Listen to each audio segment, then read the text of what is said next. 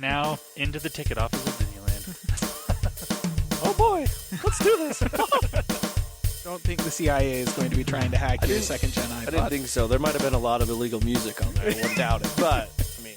You were supposed to bring death to the flagships, not join them. Google has found a new way to piss me off. iTunes is a constant source of embarrassment. Behind-the-scenes camera crap.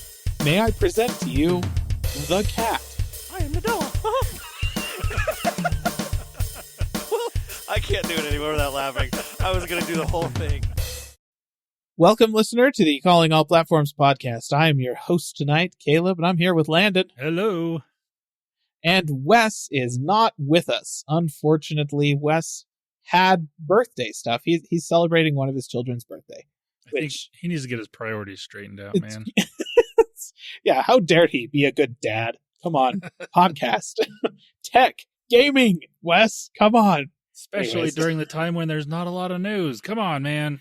Oh, yeah, ain't that the truth? It has a bit of a dry week this week, listener. That being said, I'm here this time, so you know darn well we can go for 2 hours if we need to. This is Accurate. my special skill. Let's just start talking about Intel. Ready, go. No. That's, you know what, actually, I will be talking about Intel Yeah. today, so... But we're not going to start off with Intel, listener. We're going to start with Apple. And the fact that a federal judge has ruled that Apple's deal with Google violates antitrust regulations.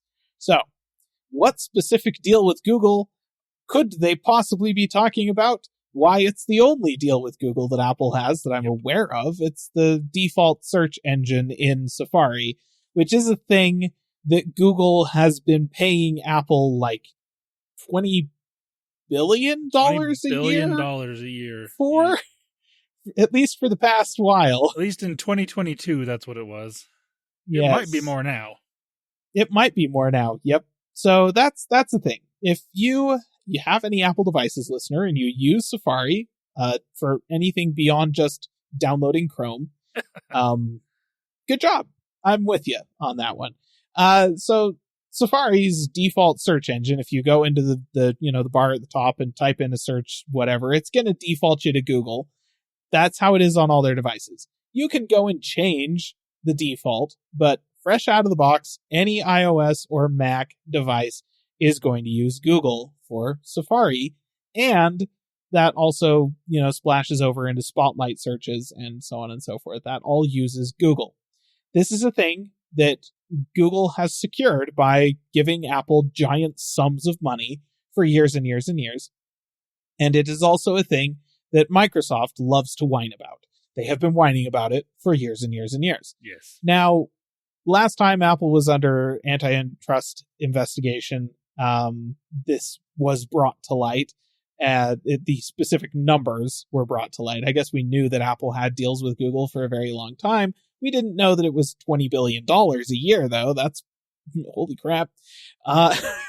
So you know that Google gets a lot of business through Apple because of this. Otherwise, they would not be giving them that much money. Yeah. But Apple insisted that they would use Google anyways because, it's the best search engine, which fair, but that was before Google started putting AI search results into the search results. So it's a little bit debatable now whether or not that's still true. Yeah.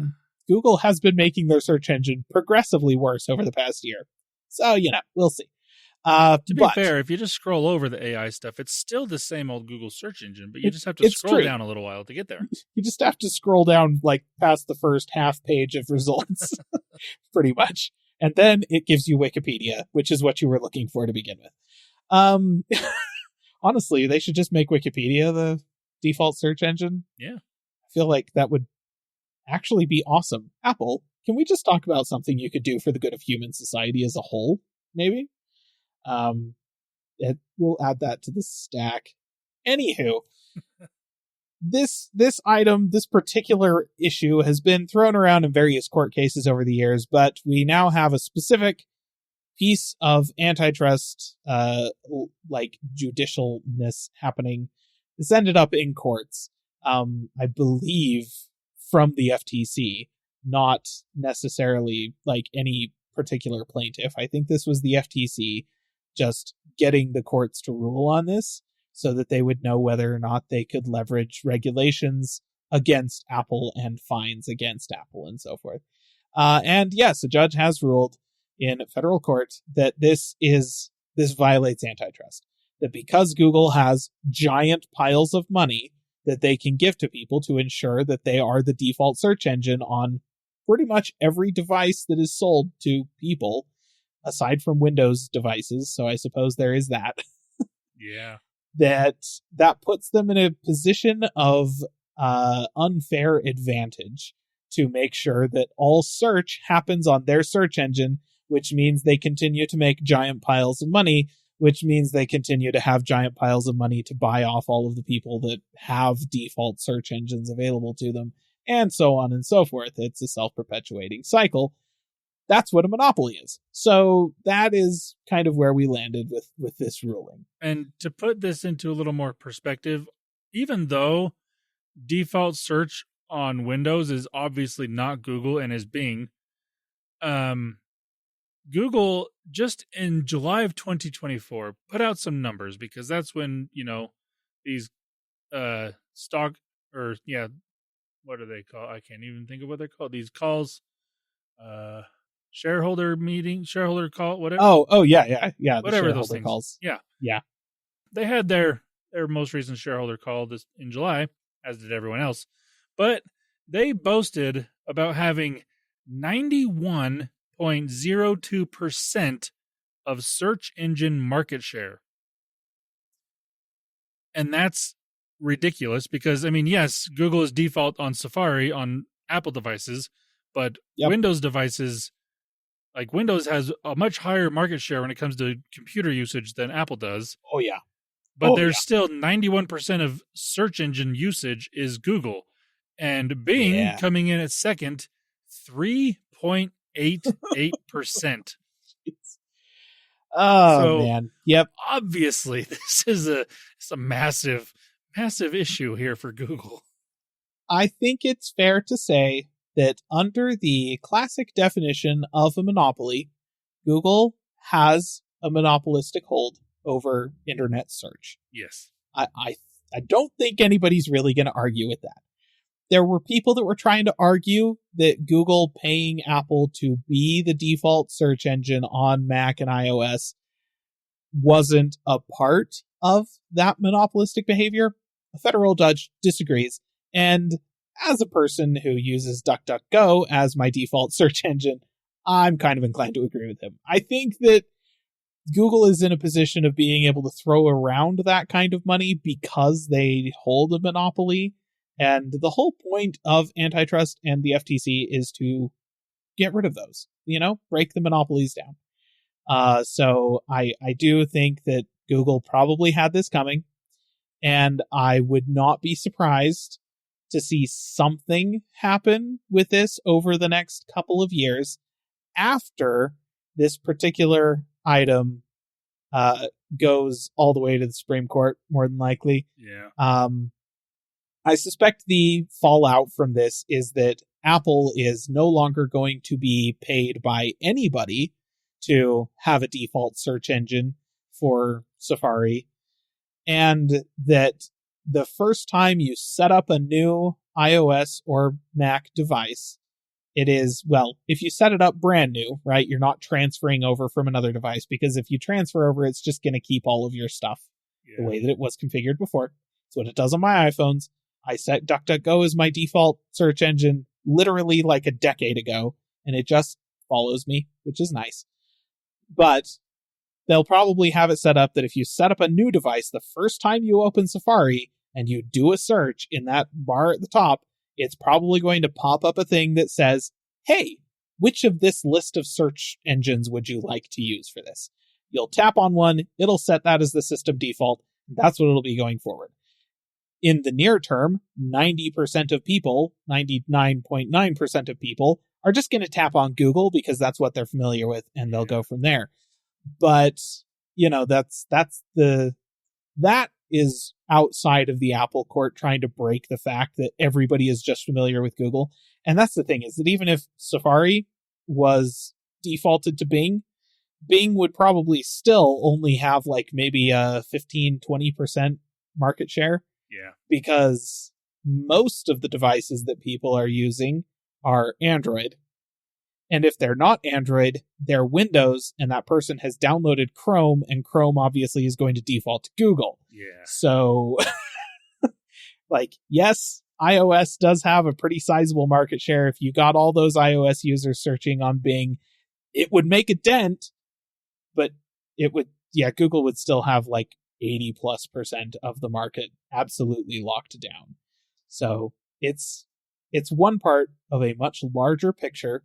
But it is interesting to note that we now finally have got some actual courts making actual rulings related to how Google's search business, and particularly their deal with Apple that they have had, which there's probably other deals Google has with various other players, I'm sure, that mirror this, though not nearly to the extent of their deal with Apple. But this does seem to violate antitrust, which means that the government is not going to let these giant tech giants get away with this forever, in theory. Yeah. It's interesting because, like, while I agree that this is definitely a monopolistic practice that Google is doing here, and I'm fine with the ruling that this is what it is, the problem I see happening is this is neither Google or Apple are going to be okay with this for multiple reasons. Google will be okay, but not okay, because one, they won't have to pay Apple $20 billion anymore. But two, they won't be the quote unquote default search engine anymore. So they're going to be upset about that, but they're going to save a ton of money on one hand. Yeah. But Apple's not going to be happy about this because one, they're not getting that paycheck anymore. Yep. They're not going to like that. That will come to bite consumers in the butt down the road. And two, they also are going to hate the fact that it's going to make a worse experience for people setting up a new product on their device, or a new device, because it's just one more thing that someone has to be, has to pop up in front of you in order to choose. So it makes it more annoying. So, yeah. But at the same time, Apple has added a lot of those own pop-ups for themselves, but that's more on the privacy side of things. There are a bunch more of those than there used to be. And I will note that generally speaking, iOS and Mac devices tend to handle that a little bit more gracefully than Android and Microsoft devices, in my experience. Because generally speaking, they're not going to ask you to set a default, to make a choice, until you get to the point where it's actually pertinent. With Windows, it would be like, hey, what default search engine do you want to have? And it's like, I just barely connected to Wi-Fi, my dude. I haven't even seen the desktop yet. Yeah. For the love of all that is holy, please stop throwing pop-ups in my face. Like that's kind of the setup experience on Windows. And Android is fairly similar, though if you've already set defaults on a different Android phone, it will tend to percolate those as soon as you sign in to your Google account. So depending on various things, it can be better, it can be worse. Also depending on who sold the phone, actually. Yeah, that's also fair. If it's does Verizon, change just don't too. buy it from Verizon. But I will say that Android has gotten a lot more similar to how iOS does it. Because of how iOS did it, they've just started doing it. Like the last time I was on an Android phone, when I downloaded new apps, it's like when I open that app and it has certain security issues, kind of like what iOS does. It was a similar experience. So they have fixed that in that, because it did used to be when you were setting up the device, pick this, and that was annoying. But they have gotten a little better in that. But Windows, they are awful. Yeah. And honestly, Windows gets worse every time they update, I swear. And they're annoying about updates too. Oh yeah. No, it's not great. Windows, get your act together. Wes isn't here to defend you. So yeah, it's like, is it going to impact the user experience? A little bit. But like I said, it would honestly just be the first time you opened up Safari. It would just be like, hey, here's a list. It's got 5 options on it. Which one do you want to use? And, it'd be Google, it'd be Bing, there'd be DuckDuckGo, and you'd have, I don't know, a couple of other ones. There's a couple of other ones. It might even be region-based. There's certain regional search engines that do well in, like, Europe and so on. So, that's, I don't know. That's probably coming. I think that the most interesting thing that's going to happen with all of this is actually watching how the FTC tries to break up a monopoly like this. Yeah. Because you can't, like, it's not like back when AT&T owned all of the phone companies in the country. Yeah. And the FTC broke them into a whole bunch of smaller phone companies. And that's why you have, like, Pacific Bell and Western Bell and all of the different bells from, when you were a kid, listener. If you're old like we are, or older than us. If you're younger than us, then you have no idea what I'm talking about. You should go read about it on Wikipedia. Yeah. Search on Google and then scroll down about halfway through the page and find the Wikipedia link. Yeah. So, but yeah, like that whole thing, that was fairly basic. It's like, we're just going to break it all up into different companies based on region. That makes sense. How do you do that with a search engine? Like, you can't just be like, okay, yeah, you got to split the search engine in half and you can only do searches for, like, west of the Mississippi and you can only do searches for east of the Mississippi. That's not how that works.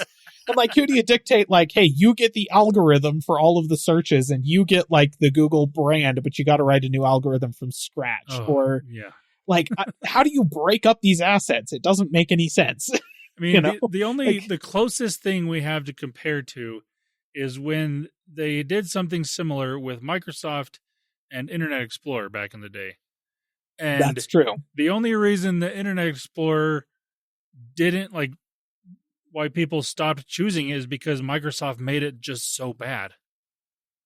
Yeah. I don't think Google's going to do that. They've started, but I don't think it'll get as sort of bad. Have started. I mean, the fact that once your brand becomes the verb for the thing that it does, it's kind of hard to get away from. Like Kleenex, it's a tissue, but it's Kleenex. Like when you say, "Oh, I need to go Google that," we know you're going to go do a search on the web, even if you're using Bing or something else. The default saying Google. Is, "Go Google that." It doesn't matter what search engine you use. Yeah. I don't know, though. It's going to be really interesting to see if they do get to the point of trying to break up Google's search engine business. I don't know how I guess what they could do is demand that Google split off a company that is just search. Like, the search engine, all of that business goes over here. And then you break off another company that is just advertising. They're allowed to make deals with the search business, but the search business also is going to be free to make deals with other advertisers and advertising platform providers. So, you've got to be competitive with them. And then you have the hardware, like Android, all that stuff, on a different pile. So, like, 3 different companies that are all free to make deals and work with each other, but they're also free to work with anybody else. And so, like, that way you kind of, like, you split the search off of the branch of people that are selling ads in the search, and you split, like, Chrome off of that so that it's, like, I guess you could divide it up that way and hope that that sort of equalizes the playing field for search engines. But, man, that would be a messy breakup. Like, so messy. And the thing with that is, like, some of these companies, these little breakup companies, would probably go out of business because they're not being funded by Google. But that's the thing is, like, at least not entirely by Google. Google gets all of their money from ads. If the advertising business splits off, then you're all like, well, yeah, now the hardware business and the search business are going to dry up. Yeah, exactly. But how do they sell ads if they don't have anything to sell ads on? Right? They're just a platform of advertising data now, but they need to have deals with the search people to get data in order to sell ads on the search people's platform. But now Apple could be like, hey, we want to put ads in your search results, and now they can sell ads for that or whatever, It's really, like, I can see how maybe it would work, but it's not like, yeah, okay, here's a, you have a telecom company for these 4 states or something like that, and that's a one company. Here's a different company that covers these different 4 states or whatever. And it's worth noting that after the FTC broke up AT&T in this way, AT&T just slowly went back and bought all of those companies again and became a giant nation-spanning conglomerate again. Yeah. And, see, that's the thing is like the way the FTC has worked in the past 20 plus years, where it's like where worked? Google, where the way they've functioned in the last 20 plus years is where Google is an American company.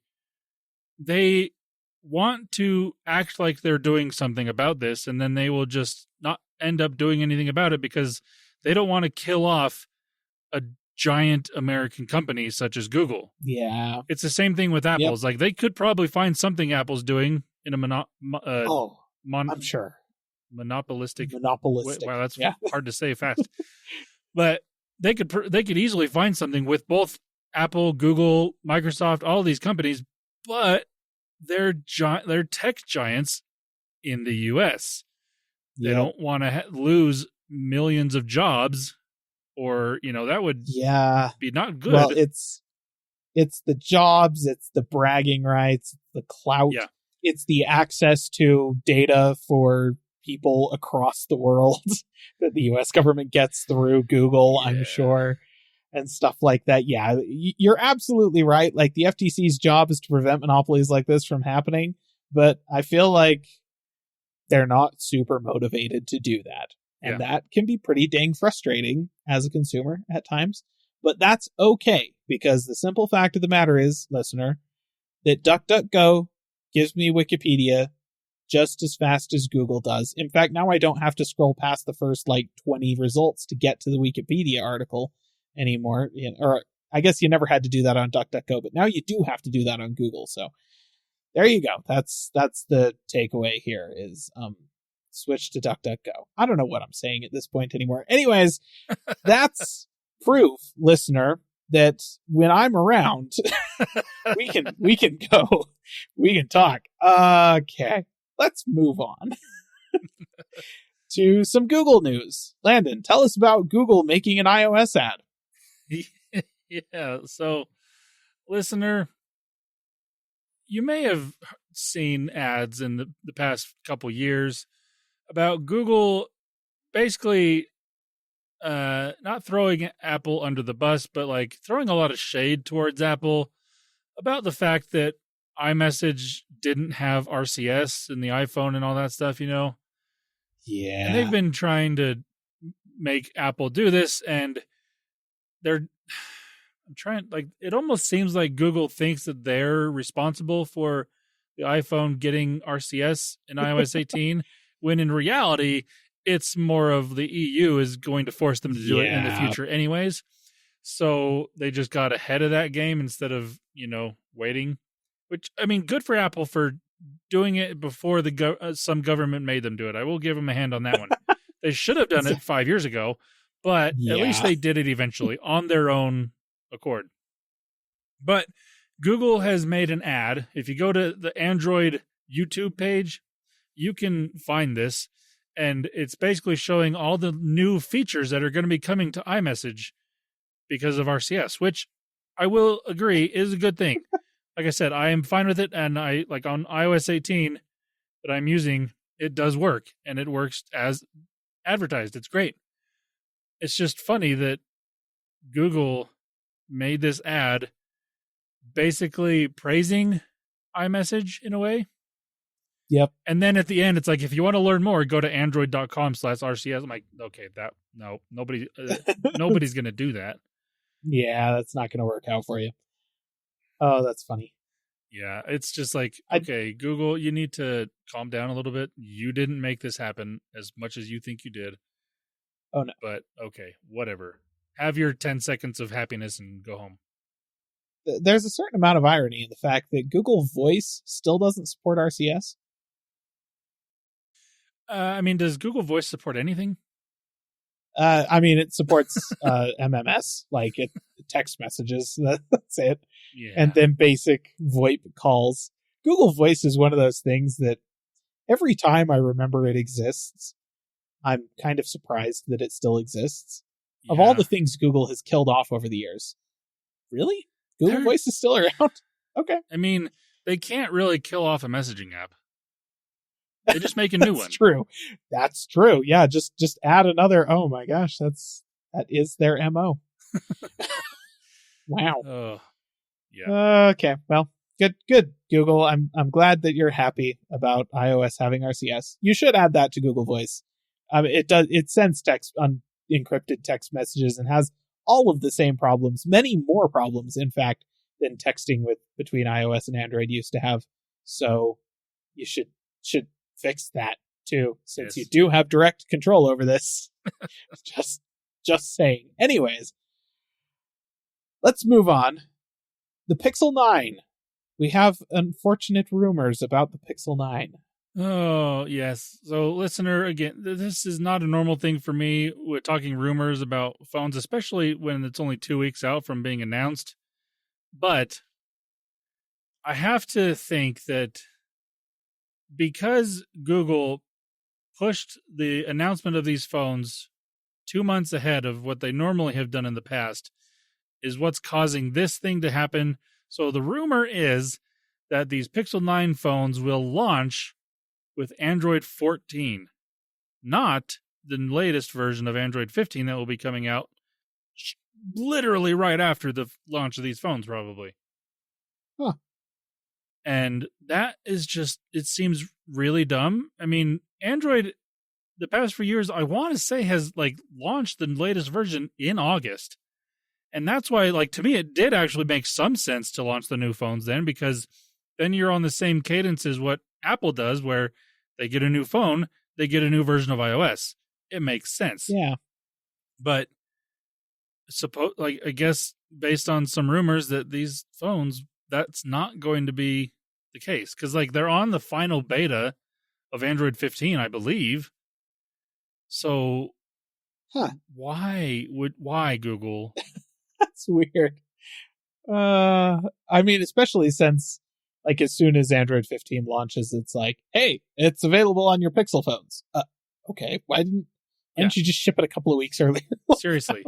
And because of this rumor, some people are also starting to question, okay, these phones are supposed to have 7 years of updates.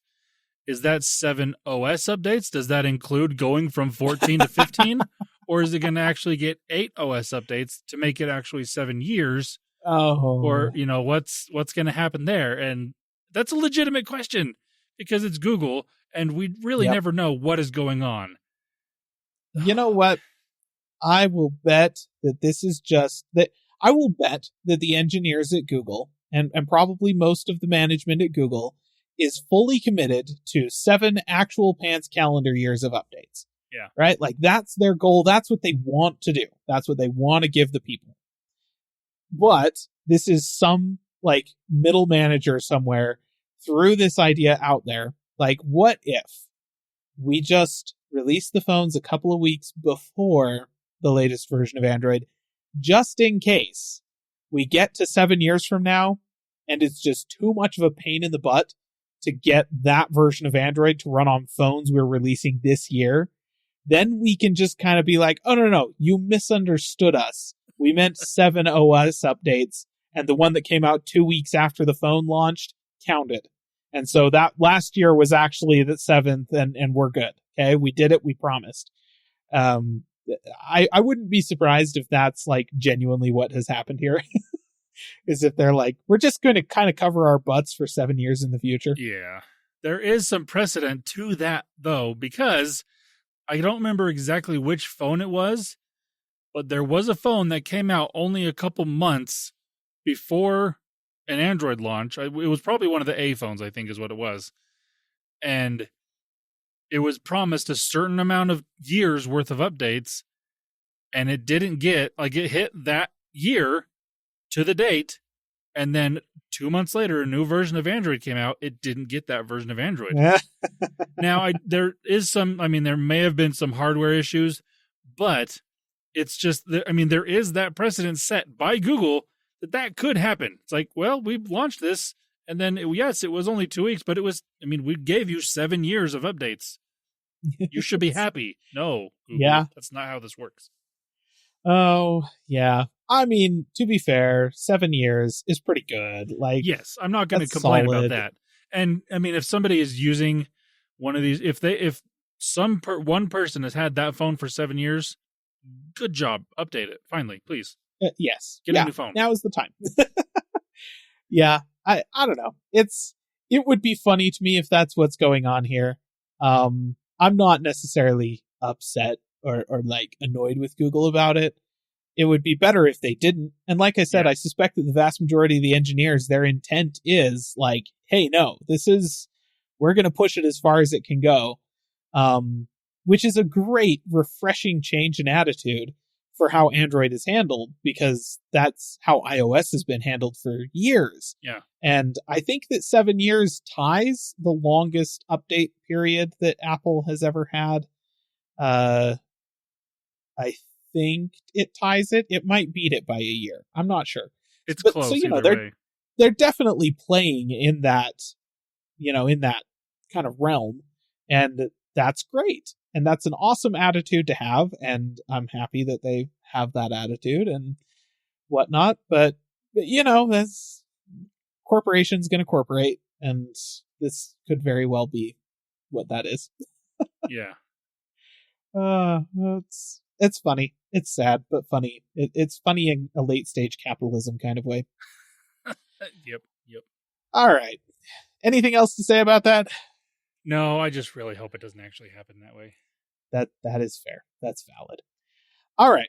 Going to move on to some general tech news, since we are not talking about Microsoft because Wes isn't here because he's being a good dad. It's more important. Nobody cares about what Microsoft is doing anyways. I guess they had some new laptops that launched with ARM chips in them, and people don't hate them, which is a huge plus versus their previous attempts. Yes. So, I would say it's a big Copilot plus. Hey, except for none of the Copilot features have actually launched. Hey, so semantics. I mean, come on. It also turns out that AMD's latest versions of mobile, like their mobile AI processors, which have the dumbest names ever. I'm not even going to utter them because my head will explode. But those apparently are also very good and actually may be better than the Snapdragon whatever ARM chips. Wow. With the possible exception, much better performance, not as good a battery life, but close enough that it's probably worth it to just get the AMD version. So, and apparently they have better neural processing chops than the Snapdragon chips, which was the argument for why all of the Copilot Plus PCs were the Snapdragon powered ones. Is, well, yeah, we need the NPUs on the Snapdragon processors because they're just better than everything else. And apparently AMDs are way better than that. And it's like, so why isn't this a Copilot Plus PC? Oops. Does it make a difference? No, it doesn't actually, because like I said, none of the Copilot Plus features have actually launched at this point, which is probably a good thing because there was one of them that was literally recording everything you did on your PC and probably sending it to the Chinese government for all we know. Anywho, that's Microsoft. They've been having an interesting few weeks. Yeah. You know who else has been having an interesting few weeks?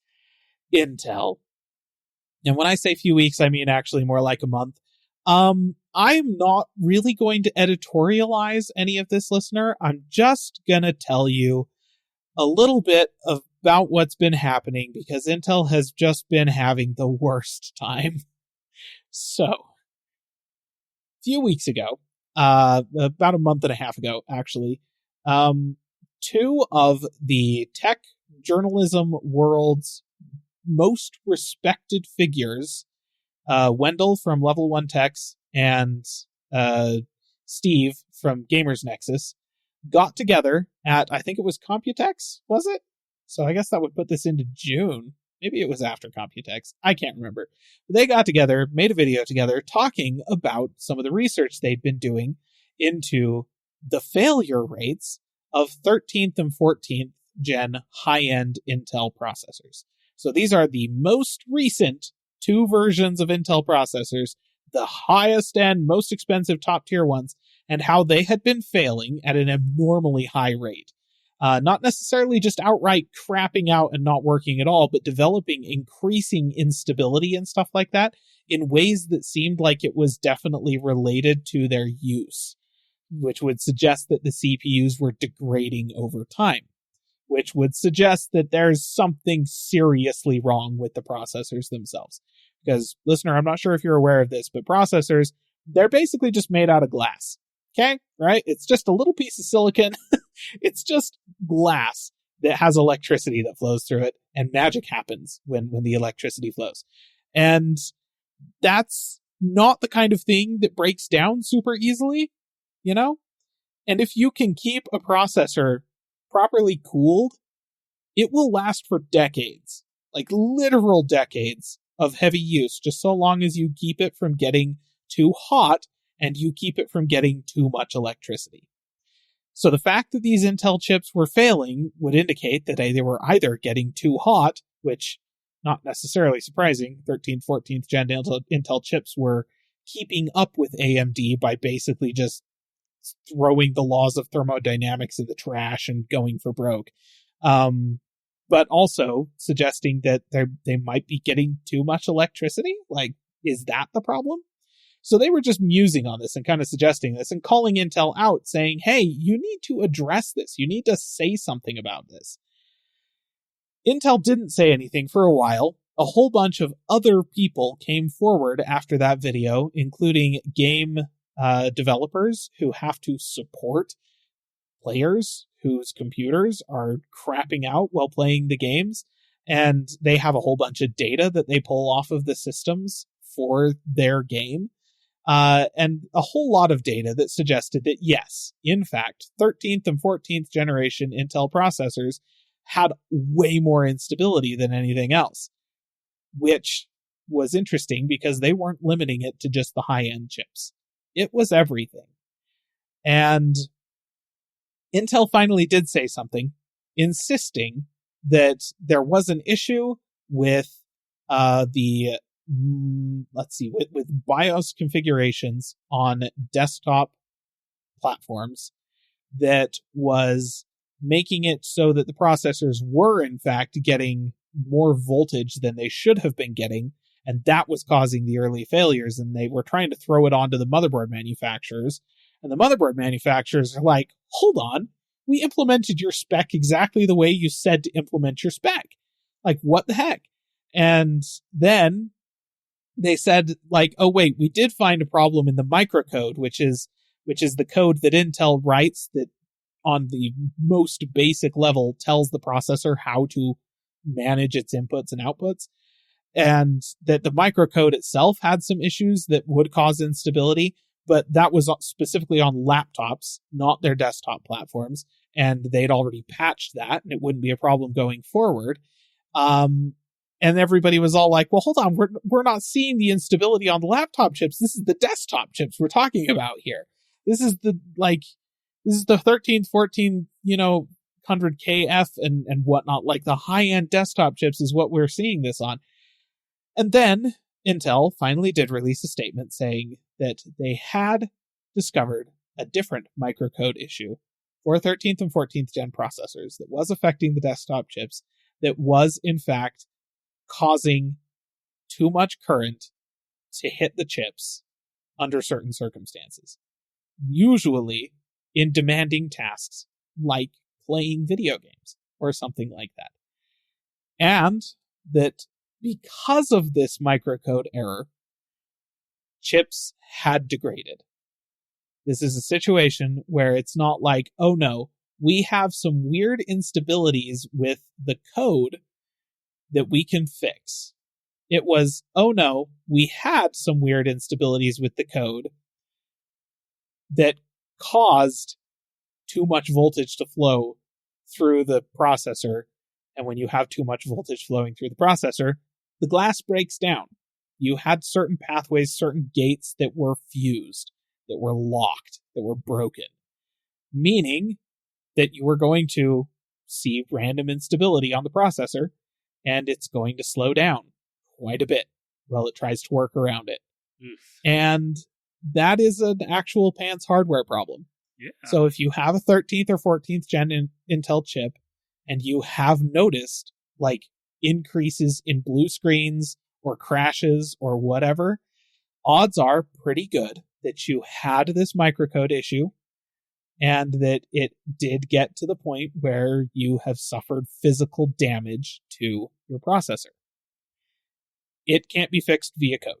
Your processor is just broken now. It is now worse than it was when you bought it, which is so random and so unusual for the world of processors that people were just like, whoa, this is nuts. Yeah. To Intel's credit, if you have an affected processor, get in contact with their support department. They should issue you a replacement. And the microcode has been fixed, so if you get a BIOS update on your motherboard and put in a replacement CPU, it should be fine. It should not break down over time the way that the last one did. Now, it is worth noting that apparently some people have been having issues with this refund process through Intel support because Intel support was trying to, what was it? They were trying to like blame the instability on specific pieces of software that like lots of people have installed on their computers or something like that. Windows. So yeah, it's not our fault. It's Microsoft. It's CrowdStrike. Hey, it almost worked for CrowdStrike. So yeah, so your mileage may vary in terms of actually getting some kind of a refund to go through, but Intel has acknowledged the problem. They are going to work toward replacing all this stuff.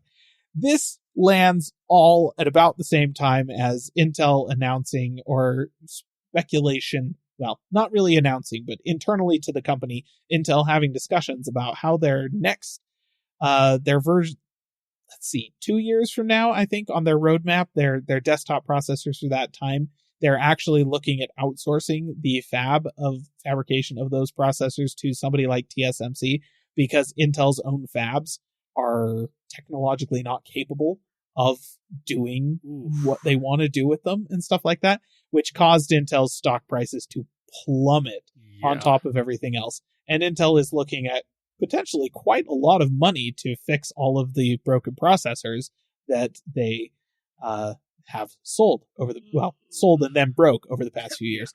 So it's been just not a great time for Intel. They're not having fun. Just straight up not having a good time. So there you go. Now you're all caught up. Which is really too bad because for the last little while before all this, they were looking better. Like their processors were getting better. They were showing that they were actually, starting to compete again with the market. Yep. And then this, now this. I can't feel too bad for Intel, but because they were starting to show progress, it is unfortunate, but yeah. What I will say is that if you had grabbed 10 years ago me and been like, hey, you need to dump all of your money into AMD stock because 10 years from now, Intel is going to be crapping the bed over and over and over again, and AMD is just going to keep getting better and better and better to the point where it's looking like Intel might be headed out of business and AMD is looking to take over entirely. I would have laughed in your face and probably slapped you just for fun. I don't know. It's because that was crazy because at the time, AMD's best product were graphics cards, and even then they only competed with NVIDIA's graphics on like the mid-end or the mid-range stuff.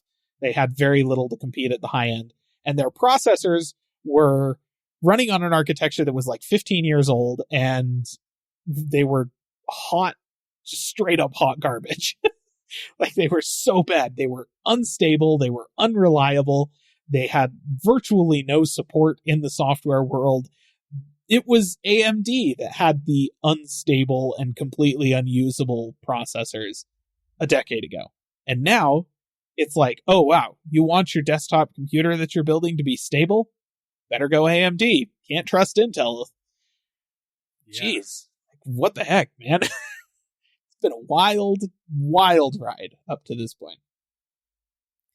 It doesn't appear to be slowing down anytime soon. So there you go. Intel. Now, moving on to the next item of general tech news, we have the Venu Sports streaming app. Yes. All right. So a few months ago, I believe it was announced that this was coming. I don't know if we had a name for it back then, but there was an idea thrown out, at least by Disney, Fox, and Warner Brothers, that they were going to basically combine forces and make one giant sports streaming app. And now it's been announced what it is, what it'll include, and a price. So the name obviously is Venu Sports. That is the new streaming app. The cost is $42.99 a month, which is quite a bit of money. But what you get out of it isn't. I mean, I still don't know if it's fully worth $42.99 a month. I don't think I'll be paying for it because I have YouTube TV and I get most of these channels. So what you get out of it, all these different services are pretty much everything from Disney, which includes ESPN, ESPN2, ESPNU, the SEC network, the ACC network, ESPN News, ABC, and then other stuff you get is ABC, or no, I said ABC. You get Fox, FS1, FS2, BTN, TNT, TBS, and True TV. And then on top of that, you also get ESPN Plus. So there's quite a bit of stuff. And then what they say when it comes to different sports that are covered and different brands, they have NFL, MLB, NHL, NBA, WNBA, NCAA Division I football and basketball, U.S. and international soccer, combat sports, Grand Slam tennis, championship golf, IndyCar, NASCAR, and F1 auto racing. So, that makes sense because all of those sports and stuff are on all those channels. The thing that I thought was interesting, though, is with NFL, it's like, okay, yes, you get NFL, but that's like Monday Night Football. That's all that's on ESPN. So you're not like NFL has deals with Fox. Yes, Fox is included here. So if the game is on Fox, you're good to go. But when it comes to regular Sunday football, it's also NBC, CBS, and Fox. Those are the three brands that have NFL covered other than Mondays. So you're not getting all the NFL. You're just getting what's on Fox and what's on Monday Night Football, which is basically what you had before. Yeah. So, it is nice that you can get all of this stuff in one local area. So if you don't already have that, here you go. $43 a month. You get all this stuff. That's fine. But like me, I have YouTube TV that includes all of these channels.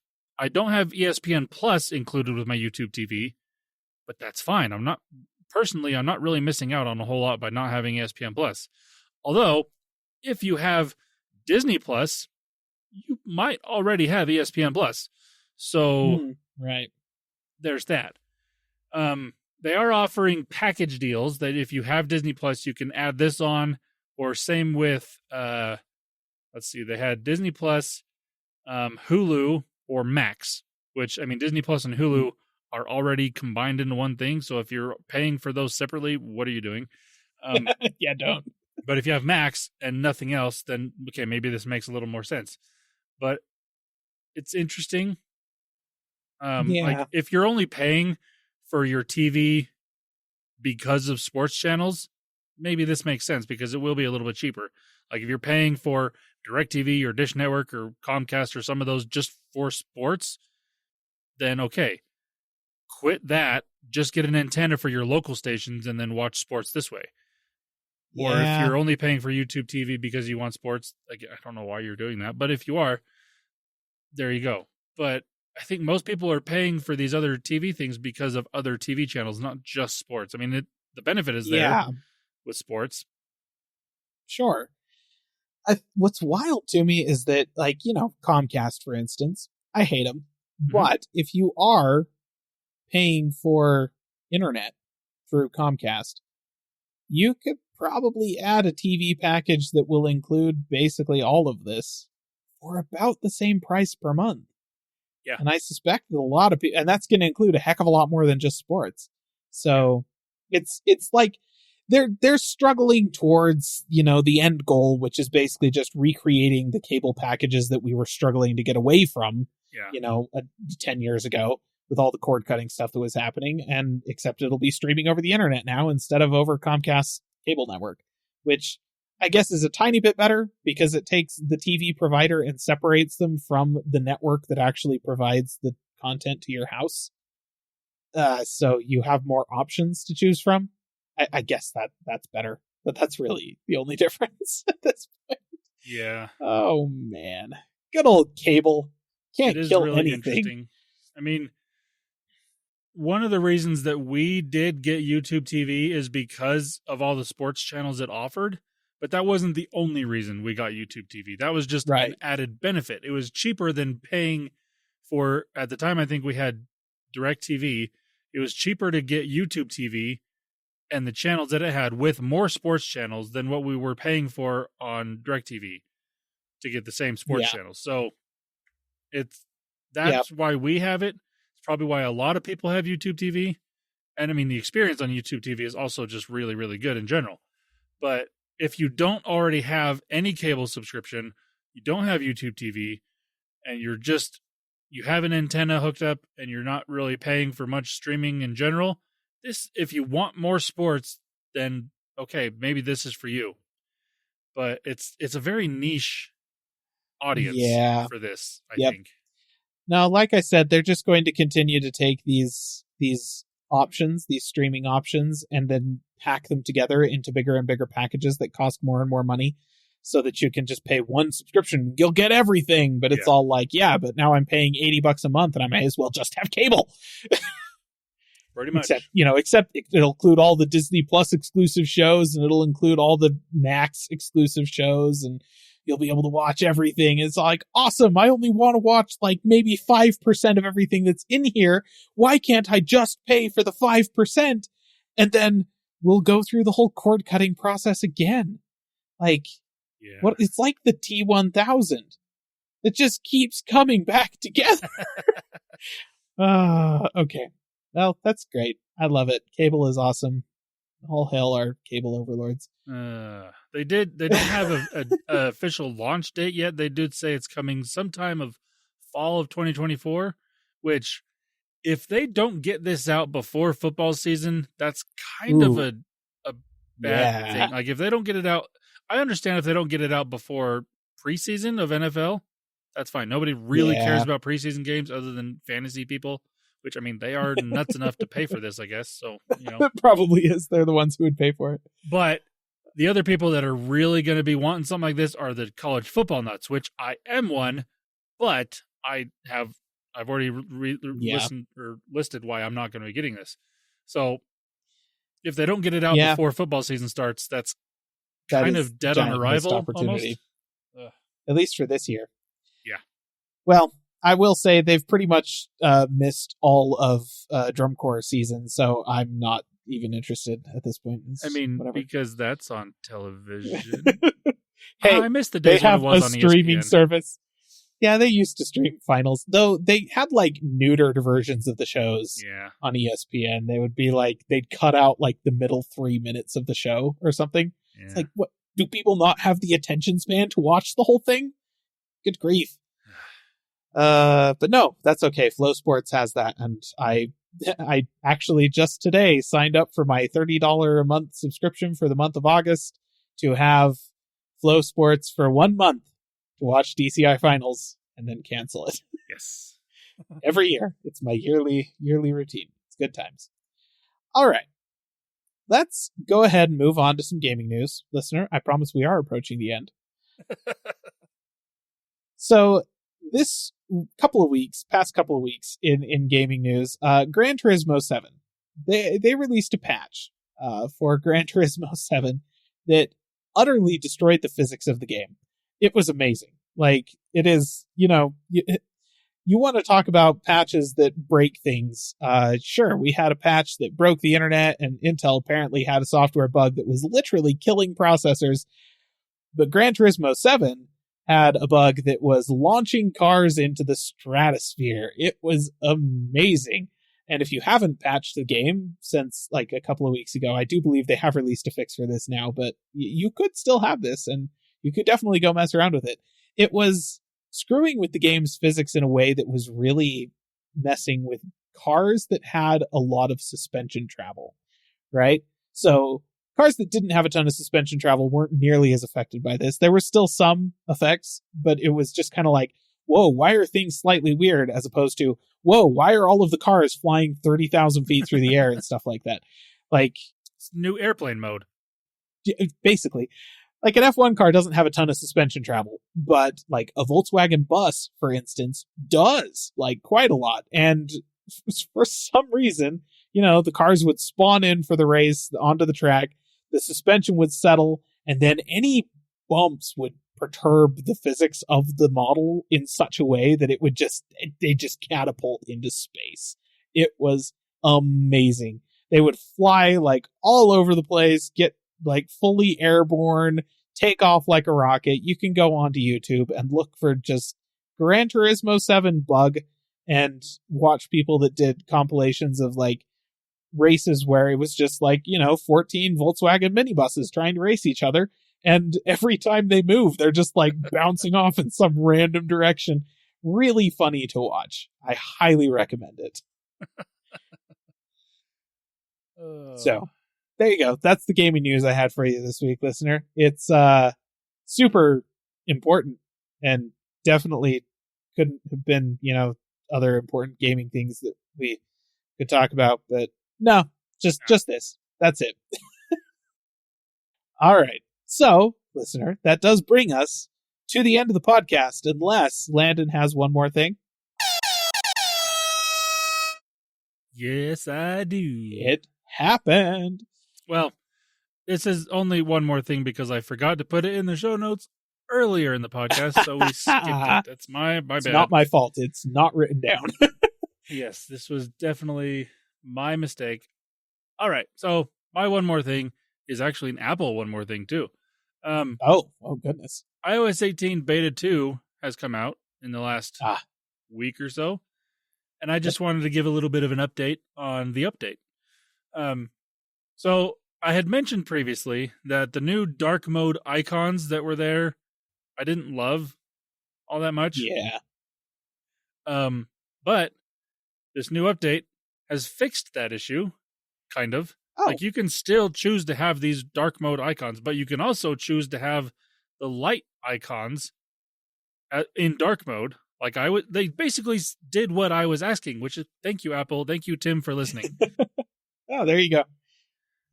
And like, you can also, so you can choose light or dark widgets in light or dark mode.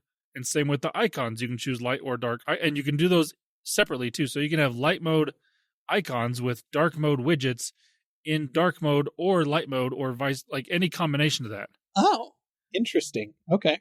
And I actually really like that. That is one customization feature that is very nice. Thank you, Apple. That is cool. The other issues, the bugs that I personally had, again, weren't really major bugs, but for me, they were issues. The screen time that appeared to not be working is now fixed. And I only noticed this because I scrolled over to my screen time widget that I have on the very left page of, it's not really a page of, it's just a page of widgets, you know. It's there, and it actually started showing things. I'm like, or no, what did it, I can't remember what it said. Basically set it up more or less. Right. Whereas before it just was showing 0 time and then wouldn't let me set anything up. This time it actually gave me the option to turn it on and stuff. So that's nice. That is fixed. The other one that I had was I couldn't get my workout stats on my screen of my phone while I was riding my bike. I did go on a bike ride this past week, and that has also been fixed. So, all right. 2 things that I was worried about, well, pretty much all the things I was worried about have been fixed. Thank you, Apple. Obviously, you're listening to the podcast, and we appreciate it. Yeah. No, that's great. Tim, it's great to have you as a supporter of the podcast. Really. Now just join our Patreon. Really appreciate it. Hey, yeah. If you want to toss some of that personal fortune over our direction, we would not complain. Yeah. But that's my one more thing. Just little updates to iOS 18 Beta 2. I haven't found any other issues yet, so that's good. It's getting better. That is good. Good. All right, then, listener. I believe that does, in fact, bring us to the end of the podcast. Thank you so much for joining us this week. We appreciate you being here. If you would like to get in contact with us, you can email us at podcast@callingallplatforms.com. You can also get in touch with us on various social medias at CapTechPod on Twitter, which is still Twitter. I'm never going to call it anything else. I don't care what anybody says. You can also find us at Calling All Platforms on Facebook and Calling All Platforms Gaming or Tech on YouTube. And, of course, we also have a website, callingallplatforms.com. You can get in touch with us there as well. And you can also find us right back here in the podcasting app of your choice next week. So until then, listener, bye-bye. See ya. Calling All Platforms is a production of Supporter Sound Studios. To learn more about how you can support the podcast, go to www.patreon.com/callingallplatforms.